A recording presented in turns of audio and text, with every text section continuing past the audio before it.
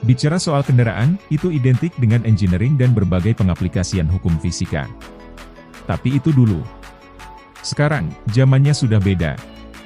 Yang dulunya motor itu identik dengan mechanical engineering, sekarang kalau kita lihat bagian mesinnya, ada banyak sekali kabel-kabel. Itu semua tidak lepas dari inovasi para insinyur, untuk memaksimalkan efisiensi mesin kendaraan. Salah satu inovasi pada dunia otomotif, adalah dengan pengaplikasian komponen elektronika. Sehingga seperti yang kita lihat sekarang, motor-motor itu hampir mirip komputer. Tidak ada lagi karburator, tidak ada lagi platina, dan kalau diservis di bengkel, mekanik akan mendiagnostik keadaan mesin juga menggunakan alat scanner digital. Di video ini, kita akan membahas inovasi pada mesin kendaraan yang membuat mesin motor ini lebih mirip komputer. Salah satu hal yang paling mengubah mesin kendaraan, adalah penerapan sensor, kontrol, aktuator. Dalam sistem komputer, kita mengenal 3 komponen utama, yakni komponen input, komponen kontrol, dan komponen output. Ini juga diterapkan pada mesin kendaraan. Sensor berfungsi sebagai komponen input. ECU berfungsi sebagai CPU atau kontrolernya, sementara aktuator adalah komponen output. Ketiga komponen ini bekerja layaknya sistem komputer. Sensor sebagai komponen input akan menginput data-data yang diperlukan untuk melakukan perhitungan pada ECU.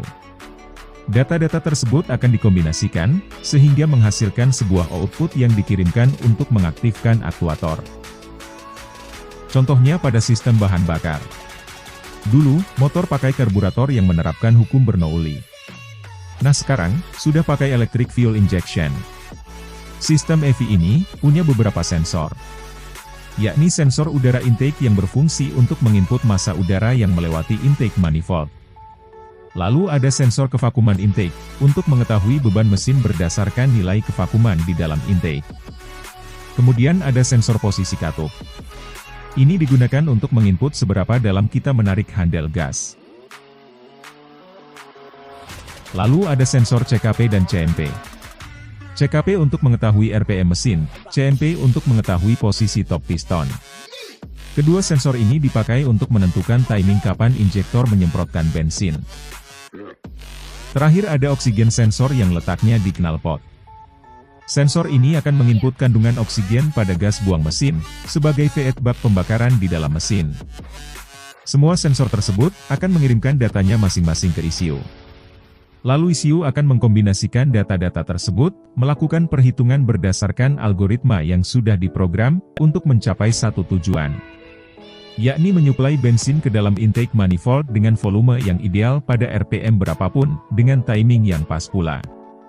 Hasil perhitungan ECU berupa tegangan listrik yang dikirimkan ke pompa bensin, dan ke injektor. Pompa bensin akan menerima tegangan output, sehingga pompa ini akan nyala secara otomatis ketika mesin dihidupkan. Dan pompa juga mampu menjaga tekanan bensin secara otomatis. Sementara tegangan yang ke injektor, punya frekuensi tertentu. Lewat frekuensi tegangan output inilah, injektor mampu menyuplai bensin dengan volume dan timing yang menyesuaikan RPM mesin. Ketika injektor menerima tegangan, injektor akan terbuka. Hasilnya, bensin akan tersembur keluar ke dalam intake manifold. Dengan penggunaan kontrol elektronik seperti ini, meminimalkan penggunaan komponen mekanis. Apa efeknya? Volume bensin yang keluar dari injektor, akan lebih presisi berdasarkan perhitungan stoikiometri. Ini, membuat campuran udara dan bensin bakal selalu ideal pada tiap RPM. Sehingga efisiensi mesin bisa tercapai. Namun, perlu diketahui juga, penerapan sistem elektronik ini sangat bergantung pada energi listrik. Jadi bisa dikatakan, aki atau baterai menjadi komponen yang vital pada motor sekarang. Kalau akinya soak, motor bisa jadi nggak bisa nyala. Itulah penjelasan mengapa motor-motor sekarang lebih mirip dikatakan sebagai komputer berjalan. Semoga bisa menambah wawasan kita semua.